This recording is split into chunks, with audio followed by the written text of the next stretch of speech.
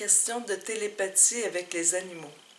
Euh, la première chose, c'est que je fais facilement de la télépathie avec mes animaux à moi, avec ceux avec qui j'ai créé un lien.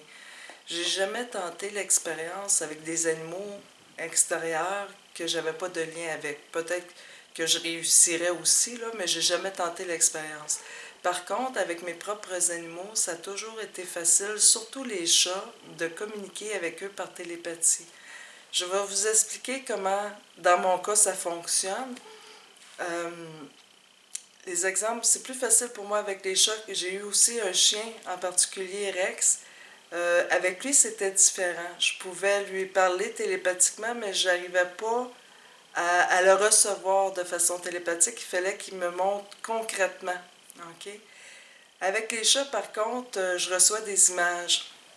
Alors, comment ça se passe? C'est que je vais vous donner un exemple. J'avais une chatte qui s'appelait Minoune. Puis Minoune, elle revenait toujours. Mes chats vont dehors, OK? Je les empêche pas de sortir. Et elle était partie, ça faisait proche d'une semaine. Ça faisait au moins 5 jours qu'elle n'était pas revenue. Je commençais à être inquiète. L'autre chose, c'est que quand je me calme, parce que quand on est inquiet, c'est difficile à ce moment-là de ressentir. Alors, l'autre chose, il fallait que je me calme. Et en me calmant, je pouvais ressentir si elle était encore vivante ou si elle ne l'était plus. Et ce que je recevais, c'est qu'elle était vivante. Donc, comment ça se passe? C'est que c'est comme si je rentrais à l'intérieur de moi. OK? Et à ce moment-là, en rentrant à l'intérieur de moi, c'est comme si j'arrive dans une zone où ce que je peux transmettre au niveau de la pensée. Alors, je me suis mis à lui parler par la pensée à Minoune, puis lui dire, Minoune, t'es où? C'est la première question, tu es où? OK? Je suis inquiète, je veux savoir si tu vas bien, puis qu'est-ce qui se passe.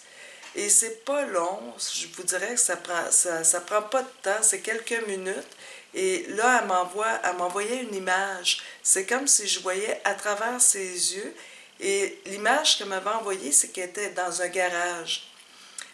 Quel garage? J'arrivais pas à savoir quel garage parce qu'elle était à l'intérieur. Je savais que c'était un garage dans le village, mais pratiquement toutes les maisons dans le village, il y a un garage. Mais j'arrivais pas à savoir dans quel garage elle était prise. Donc, comme je n'arrivais pas à savoir où exactement, je lui ai dit télépathiquement, j'ai dit, écoute, aussitôt qu'il y a une porte, une fenêtre qui ouvre, tu sors en courant. Même si tu as peur, sors en courant puis reviens à la maison. Eh bien, le lendemain matin, Minoune était sur mon balcon, OK, quand je me suis levée. Et quand je l'ai pris, elle sentait l'odeur de garage. Vous savez, un mélange d'huile de graisse, là. Elle avait cette odeur-là, puis elle avait même de la graisse noire sur son poil blanc. Alors, j'avais vraiment la confirmation que j'avais vraiment bien ressenti qu'elle était prise dans un garage. C'est la même chose lorsqu'elle est décédée. Une nuit, je me suis réveillée en pleine nuit, vers 1 heure du matin. J'avais une douleur très intense au niveau du côté droit, surtout à la mâchoire. C'était douloureux, c'était pas endurable. Ça fait que j'ai dû me lever parce que j'étais incapable de dormir. J'étais allée à l'ordinateur, j'essayais de faire autre chose, puis ça a duré au moins 1 heure, que l'intensité de la douleur.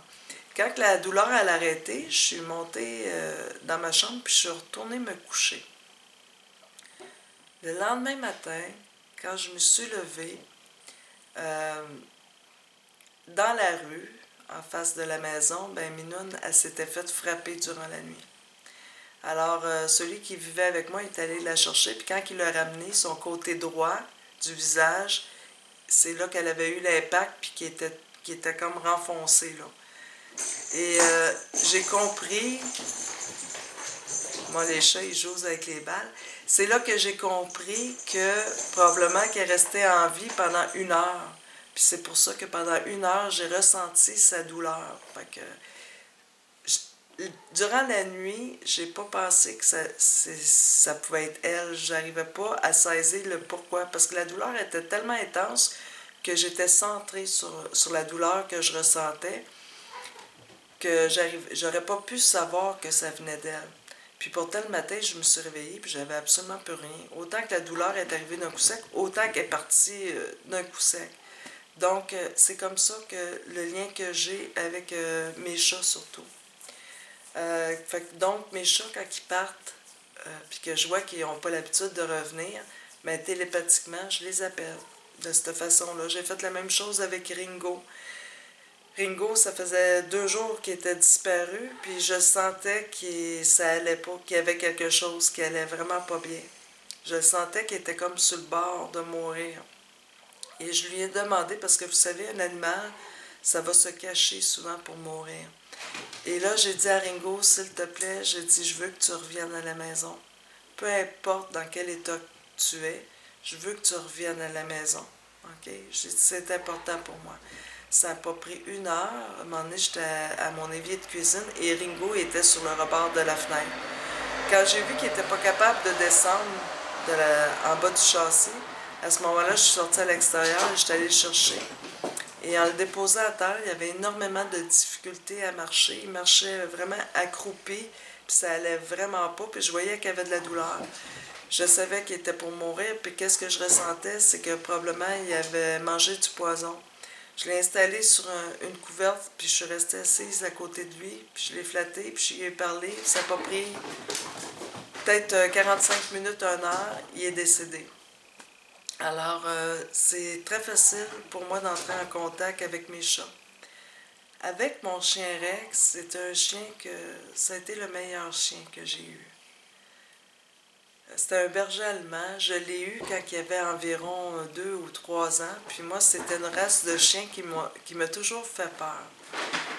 Et c'était le premier berger allemand que j'ai eu. Et je dois vous dire que depuis que j'ai eu cette race de chien-là, j'ai vraiment un faible pour les bergers allemands. Ce chien-là, avec moi, pour lui, c'était à la vie, à la mort. C'était d'une fidélité incroyable.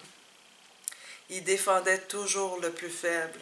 À un moment donné, quand je restais dans la maison à Saint-Paul-de-Botsford, il y avait les voisins d'en face, puis le plus vieux des garçons, qui avait 18 ans, brassait son frère d'une dizaine d'années, puis son frère pleurait. Les parents n'étaient pas là, puis celui de 18 ans, là, il s'en donnait à cœur joie. Moi, je ne savais pas, j'étais dans la maison en train de laver la vaisselle. Et tout d'un coup, je vois par la fenêtre Rex passer avec sa chaîne qui traînait en arrière de lui, parce qu'il était attaché avec une chaîne, en courant, puis traverser le rang. Fait que tout de suite, je m'en vais dehors voir où ce qui s'en va comme ça, à courir à full pin. Et quand je suis arrivée à l'extérieur, la chose que j'ai vue où ce qui s'en allait, c'était justement là, j'ai vu la scène du jeune de 18 ans qui bardassait son petit frère qui pleurait. Et Rex s'en allait directement sur eux autres. Et quand le grand de 18 ans il a vu le berger allemand arriver, il a tout de suite lâché son petit frère et s'est éloigné de 5-6 pieds de son petit frère. Et Rex est allé tout de suite auprès de l'enfant qui était à terre, qui pleurait. Il l'a senti partout, puis en même temps, il regardait l'autre en voulant dire « Toi, tu restes à distance. » Il était comme ça. C'était un chien que tu ne touches pas un enfant devant lui. Tu ne touches pas un plus faible devant lui parce qu'il va le défendre. Je me souviens, à un moment donné, la Minoune, ma fameuse Minoune, avait eu une portée de chat. Et un des chatons, elle le jetait toujours en dehors de la boîte. Mais nous, moi et ma fille, on s'en était pas rendu compte jusqu'à ce que Rex arrêtait pas de ramener ce chaton-là dans sa gueule, puis il venait nous le porter. Fait que là, nous, on se disait, ben écoutons, comment ça qu'il ramasse tout le temps le chat dans la boîte, là? On pensait que c'était Rex qui allait chercher directement le bébé chat qui venait de naître dans la boîte. Fait qu'on allait reporter le chat dans la boîte. Puis il finissait toujours par nous le rapporter dans sa gueule. Jusqu'à ce que, un moment donné, je dis, je vais rester là pour voir qu'est-ce qui se passe. Alors, j'ai remis ce chaton avec sa mère. Et c'est là que j'ai vu que Minoune prenait le chaton et le jetait en dehors de la boîte. Et là, Rex, le chaton miaulait, Rex le ramassait et il venait nous le porter. Il était comme ça, ce chien-là. Il protégeait le plus faible. C'était un chien vraiment adorable. Alors, pour en venir à ça, c'est que Rex, Je l'ai eu, il est décédé vers l'âge de 13 ou 14 ans. Vous savez, les bergers allemands, à un moment donné, c'est les hanches qui lâchent.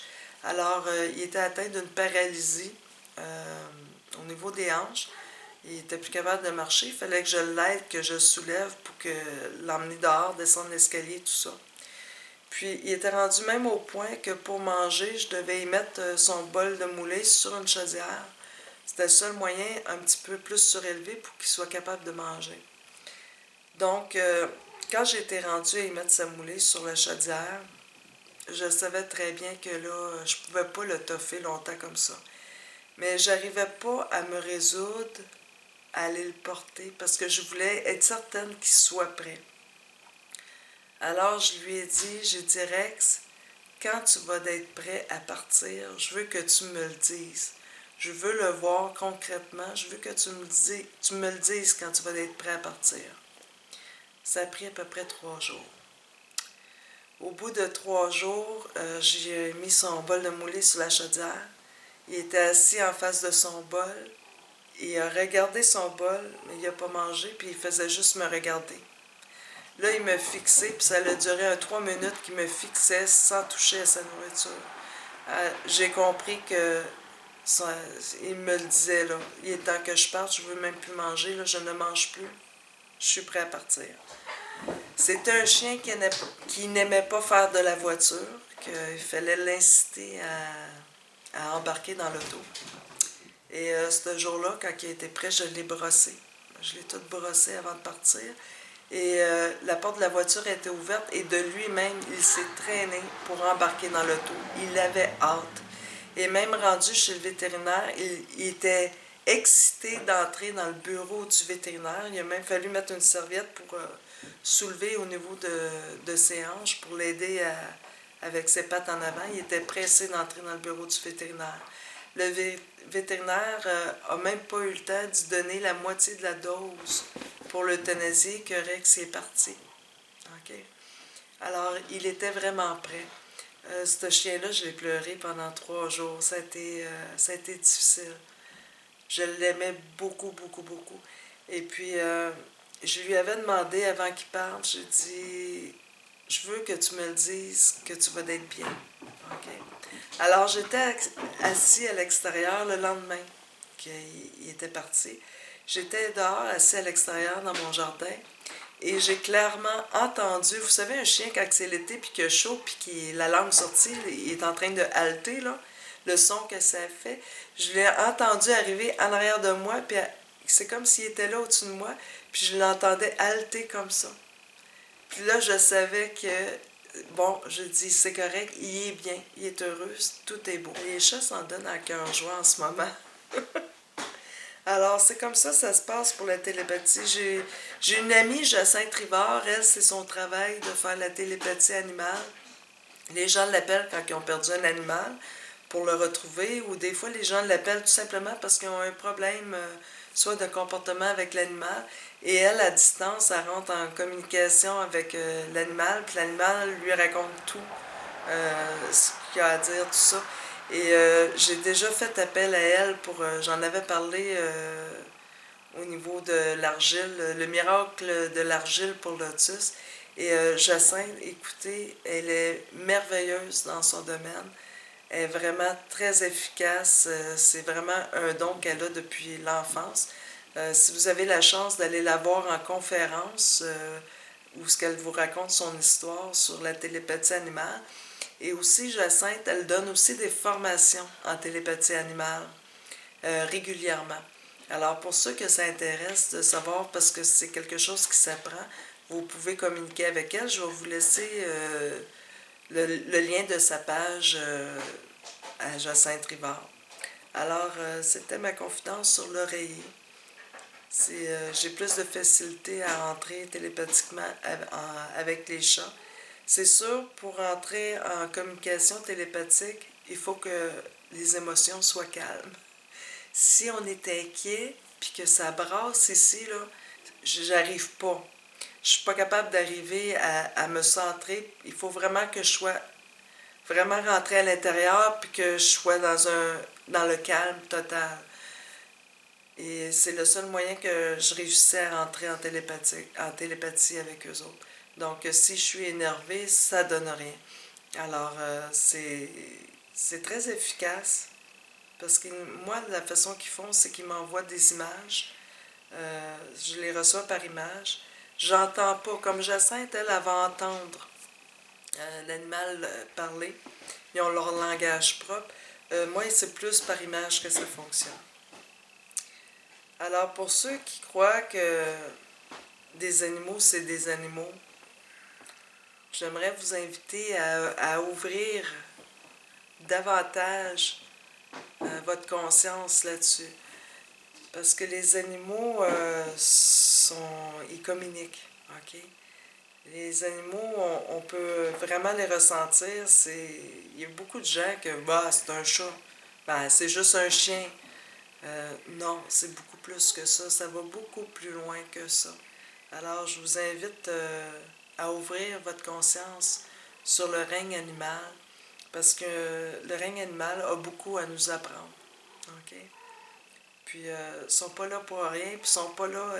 Je sais qu'il y a des gens qui croient que les animaux sont là pour nous servir. Jusqu'à un certain point, oui, ils sont là pour nous servir. Mais ils sont là aussi, je vous dirais, au même titre. Ça va choquer des gens, qu'est-ce que je veux dire là. Mais ils sont ici au même titre que les êtres humains. OK? Eux aussi ont une évolution à faire. Je vais vous mettre comme une métaphore. Au niveau de l'âme des animaux, il y en a qui sont à maternelle, il y en a qui sont en première année, il y en a qui sont au secondaire, il y en a qui sont au cégep, puis il y a des animaux qui sont à l'université, OK? Même au niveau des animaux, il y a, leur conscience, il y a une différente ouverture de conscience. C'est pas pour rien que souvent les gens ils disent de leur chien ou de leur chat, j'ai l'impression que c'est un humain qui me comprend. C'est parce que leur chien ou leur chat est évolué en tant qu'âme. OK? Alors, faut pas dire que c'est juste un chat, c'est juste un chien, c'est juste un moineau. C'est beaucoup plus que ça. Et je vais vous ramener sur la phrase de Gandhi qui dit qu'on reconnaît un peuple à la manière dont il traite ses animaux. Et c'est très vrai.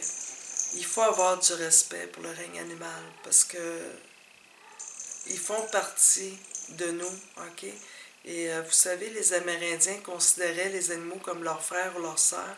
Et quand qu'ils allaient à la chasse et qu'ils tuaient un chevreuil, ils faisaient une prière et ils remerciaient leurs frères ou leurs sœurs pour le don de leur vie, pour les nourrir.